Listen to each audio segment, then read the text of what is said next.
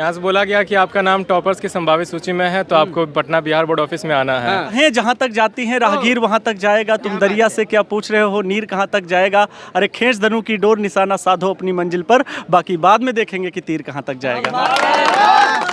IAS बनने के बारे में आपका बेटा बोल रहे हैं, बनेगा, बन जाएंगे, यकीन है? यकीन है। आपको और कई रातें जागना होगा। हाँ जागेंगे। कई बच्चा कहता है कि जब हम पढ़ते हैं तभी सबका याद आता है कि लोहा जितना तपता है उतनी ही ताकत बढ़ती है, सोने को जितना आग लगे वो उतना प्रखर निखरता है, हीरे पर जितनी धार लगे वो उतना खूब चमकता है। सूरज जैसा बनना है तो सूरज जैसा जलना होगा, नदियों सा आदर पाना है तो पर्वत छोड़ निकलना होगा। हम आदम के बेटे हैं, क्यों सोचे राह सरल होगा, थोड़ा वक्त लगेगा पर संघर्ष जरूर सफल होगा, हर एक संकट का हल होगा, वो आज नहीं तो कल होगा। क्या बात है। यही छोड़कर आप गए तो हम भी ये कह जाएंगे, यदि युद्ध में अर्जुन बनना है तो पूरी बात सुने, अर्ध कथाएं सुनने वाले अभिमन्यु रह जाएंगे। हम बिहार विद्यालय परीक्षा समिति के गेट पे, और आपको बता दें कि आज इंटरमीडिएट यानी साइंस स्ट्रीम का वेरिफिकेशन चला है, और वेरिफिकेशन करा करके बच्चा जो है आया है, और गले में माला है और हाथों में मिठाई है, यानी स्पष्ट बता रहा है कि इस बच्चे का लगभग जो रैंक है वो तय है। अब 1 हो 2 हो 3 हो ये देखने वाली बात है, लेकिन अभी का ये अपडेट है कि इस बच्चा का रैंक बिहार में बहुत सम्मानजनक है। क्या नाम है भाई? गौरव कुमार सिन्हा। कैसा लग रहा है सिन्हा जी, अंदर जब जा रहे थे तब का समय बताइए। तब बहुत सारा प्रेशर लग रहा था, लेकिन जब अंदर गए वहाँ का माहौल देखे तो बहुत अच्छा लगा और कॉन्फिडेंट फील करने लगे। फिर कोई दिक्कत नहीं हुआ। फिर अच्छा डराया धमकाया जाता है अंदर, क्या किया जाता है? बहुत सारे विद्यार्थियों के अंदर सवाल रहता है, नहीं ऐसा पकड़ के एकदम जबरी क्या पूछा गया होगा? पूछा कि वही जाता है जो कि हम लिख के आए हैं, जो एग्जाम में क्वेश्चन आया था उन्हीं से रिलेटेड कुछ टॉपिक्स पूछे जाते हैं और बस उनका आंसर देना पड़ता है। आपसे क्या पूछा गया?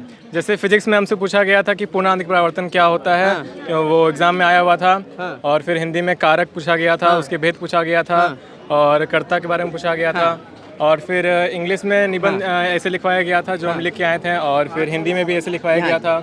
बस यही पूछा गया था। अपने मम्मी पापा के साथ आए हैं? हाँ। फोन कब गया था? फोन हमको गया था 20 तारीख को। अच्छा, जब आप पढ़ाई करे थे उसके बाद जब एग्जाम लिखना है तो ये दिमाग में था कि हमारा वेरिफिकेशन होगा, टॉपर हम ही हो जाएंगे अपने जिले का? एग्जाम के बाद तो हमको लग रहा था, क्योंकि हम अच्छा लिखे थे और बहुत कॉन्फिडेंट फील कर रहे थे, तो पता था कि कॉल आएगा, ऐसा हम एक्सपेक्ट कर रहे थे। इतना कॉन्फिडेंस था? हाँ, कॉन्फिडेंस। कितना मार्क्स लिखते थे? 5 विषय होता है, फिजिक्स, केमिस्ट्री, मैथ, इंग्लिश और हिंदी। क्या लग रहा है कितना मार्क्स के संभावनाएं हैं? संभावना तो यही है कि 480 तक आ जाएगा।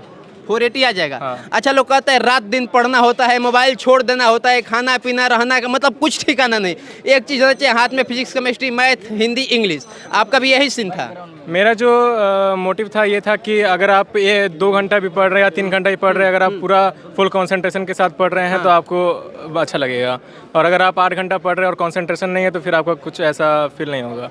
कई बच्चा कहता है कि जब हम पढ़ते हैं तभी सबका याद आता है, आपको भी याद आता था पढ़ाई करते वक्त? नहीं, ऐसा कोई बात नहीं है। कैसा बात होता था?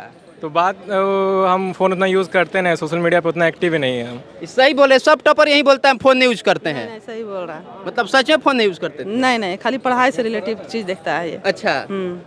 अब आपको कैसा लग रहा है? आपका बेटा आपके सामने माला पहन के हाथ में पानी वाले एकदम गेट पे खड़े हैं, आज से 3 दिन 4 दिन बाद पेपर में आएगा कि नंबर 1 पे है या फिर नंबर 2 पे है, तो फिर बहुत अच्छा उम्मीद था जब बेटा पढ़ाई कर रहा था, आप दूध गर्म करके देती थी, जब खाना बनाती थी कि यही बेटा मेरा टॉप करेगा? में इसका जब ये क्लास करता था तो हम भी इसके साथ में, हम भी इसका मतलब मोटिवेशन देते रहते थे कि बेटा ये पढ़ाई हो रहा है। क्या मोटिवेशन देती थी? मतलब आप भाई ताली बजाइए। जैसे आनंद सर मतलब शायरी बोलते थे, माँ के तरफ से बोलते थे, राह जहाँ तक जाएगा राहगीर, सारे सर को पहचानते हैं। कौन सर शायरी मारते थे? सर थोड़ा सामने आइए। आपका पढ़ाई का तरीका इतना शानदार था कि बच्चा के माता जी भी साथ में पढ़ती थी। जी, हम बच्चों को हमेशा मोटिवेट करते रहते हैं कि अपने साथ शिक्षा के साथ साथ ज्ञान के साथ साथ आपके अंदर संस्कार भी होना जरूरी है। अच्छा। क्योंकि जब आप समाज में निकलते हैं तो आपके ज्ञान की पहचान आपके व्यक्तित्व से होती है, और जब आपके व्यक्तित्व में एक अलग निखार होगा तो लोग आपको एक नई पहचान के नाम से आपको जाने जाएंगे। शायरी हो जाए पहले तो मैं हमेशा बच्चे से बोलता रहता हूँ, राहें जहाँ तक जाती हैं राहगीर वहाँ तक जाएगा, तुम दरिया से क्या पूछ रहे हो, नीर कहाँ तक जाएगा, अरे खींच धनु की डोर निशाना साधो अपनी मंजिल पर, बाकी बाद में देखेंगे कि तीर कहाँ तक जाएगा। ये सब बातें बोल बोल के पढ़ाई करता था। मतलब जब डिमोटिवेशन होती थी तो लगता था कि कहीं से मोटिवेशन आ जाए, एक ऐसा चिंगारी आ जाए कि फिर से 4 घंटा 6 घंटा पढ़ाई कर दें। तो जब भी हम क्लास करते थे तो ऐसा लगता था कि सर मेरे सामने खड़े हुए हैं, हमको ऑफलाइन जैसा फील आता था, तो पढ़ने में और भी अच्छा लगता था। जब हम लोग पढ़ते थे तो हर बात पता ना, अरे इंटर में है साइंस ले लिया है, इंटर में है साइंस ले लिया है, पढ़ाई करो आए? कुछ नहीं है, नहीं करना पड़ता नहीं, था। कभी नहीं। बता दूं कि मैं ऑनलाइन पढ़ाता हूं, बट मैं बच्चों से ऐसे कनेक्ट हूं ऑनलाइन मोड में। यूट्यूब पे मैं बच्चों से ऐसे कनेक्ट हूं, छड़ी भी दिखाता हूं कि आप लोग नहीं पढ़ेंगे तो ये छड़ी है। और कैमरा पे मार दीजिएगा। हाँ, कैमरा पे मार 12 घंटे की मैंने जब अखंड क्लास ली थी तो मैंने शुरू में यही बोला था, और लास्ट तक 10,000 बच्चे रिकॉर्ड थे, और लास्ट तक मेरे पास 4,500-5,000 बच्चे पढ़ रहे थे, 12 घंटे लगातार जग के पढ़े थे। मैंने शुरू में ही उनसे कहा था कि मुझे छोड़कर आप गए तो हम भी ये कह जाएंगे, यदि युद्ध में अर्जुन बनना है तो पूरी बात सुने, अर्ध कथाएं सुनने वाले अभिमन्यु रह जाएंगे। अच्छा, टारगेट बोर्ड का यही खास बात है। बिल्कुल खास बात तो यही है कि हम लोग पढ़ाई भी देते हैं, पढ़ाई के साथ साथ मोटिवेशन भी देते हैं। मतलब आपको जो बीमारी है वो बीमारी का खाली दवा खाने से इलाज नहीं होगा, उसके साथ एंटीबायोटिक चाहिए, तो मोटिवेशन एंटीबायोटिक है, समझ गए ना। अच्छा, पढ़ाई कितना घंटा क्लास देते हैं आप लोग टारगेट बोर्ड यूट्यूब पे हम लोग ऑनलाइन? इस वर्ष मैक्सिमम 12 घंटे का क्लास दिए हैं लगातार। कितना बच्चा आपका वेरिफिकेशन कराने लगभग गए हैं? 2 दिन मिलाकर के लगभग 35-36 बच्चे। एक नेगेटिविटी बताइए जो टारगेट बोर्ड का आपको दिखाई दिया होता है कि सुधार किया जाए। हाँ बिल्कुल। हमको तो कोई अभी तक दिखा नहीं सामने इसलिए कहा। नहीं ऐसा बात कोई नहीं है। जहाँ तक निगेटिविटी की बात है ना सर, तो हम लोग खुद प्रयास करते हैं कि जितना ज़्यादा बच्चों की तरफ से अगर हमें कोई कमी है तो वो बताया जाए, क्योंकि जब तक कोई कमी बताएगा नहीं तब तक हम उसे दूर नहीं करेंगे। 12 घंटा बैठा के शोषण करिएगा तो ये भी तो शोषण ही है ना। 12 घंटे सर, जब कोई आदमी फिल्म देखता है 2.5 घंटे का ना, तो उसको लगता है कि कितना जल्दी उठे, और अगर कोई बच्चा 12 घंटा लगातार पढ़ रहा है तो आपको ये मानना चाहिए कि फिल्म से ज़्यादा बेहतर कंटेंट उनको इधर मिल रहा होगा। क्या बोले सर, इन प्रतियोगिताओं के दौर में जैसे ही अभी कंपटीशन का जमाना आने वाला है, जैसे ही बच्चा अब 12th पास कर चुका है, सीयूईटी की प्रिपरेशन कर रहा है, बच्चा जानता भी है, और यूनिवर्सिटी में जा करके और आगे यूपीएससी की प्रिपरेशन कोई करता है, तो कोई आईआईटी और नीट जैसे एग्जाम को क्रैक करता है, नेस्ट करता है, सीए की करता है तैयारी। और आपको भी पता है प्रतियोगिताओं के दौर में जो जितना पढ़ेगा वो इतना ही निखरेगा।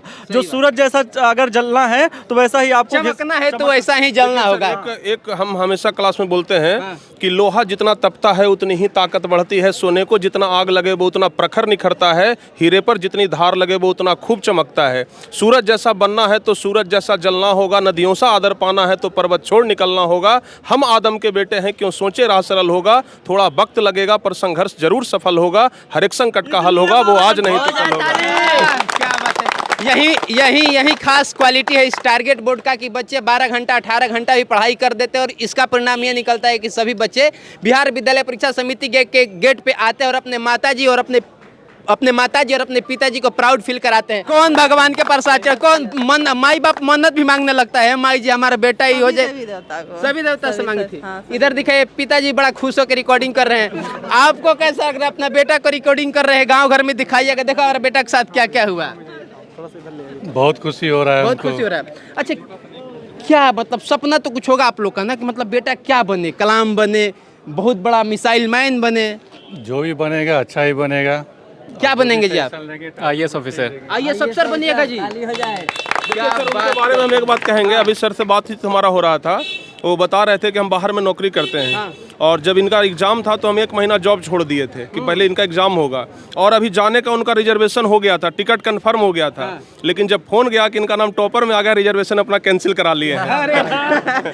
कौन रिसीव किया था? हमें रिसीव किया था। क्या कहा गया यहाँ से? यहाँ से बोला गया कि आपका नाम टॉपर्स की संभावित सूची में है, तो आपको पटना बिहार बोर्ड ऑफिस में आना है। फिर ये खबर किसे दिए? फिर पापा को दिए, फिर मम्मी को दिए। क्या बात है। उसके बाद आपका क्या एक्सप्रेशन था? आपको उम्मीद था या बोला बेटा लग रहा है कि मजाक कर रहा है? नहीं, कितना घंटा पढ़ाई करते थे? पढ़ाई तो जो है 24 घंटा 12 घंटा कंटिन्यू क्लास करता था। उसके बाद जो है ऑनलाइन जो क्लास होता था अलग से वो करता था। टारगेट बोर्ड सही IAS बनने के बारे में सोच रहे हैं, क्या लग रहा है? बनेगा, भरोसा है? भरोसा है पूरा। IAS बनने के बारे में आपका बेटा बोल रहे हैं, बनेगा, बन जाएंगे, यकीन है?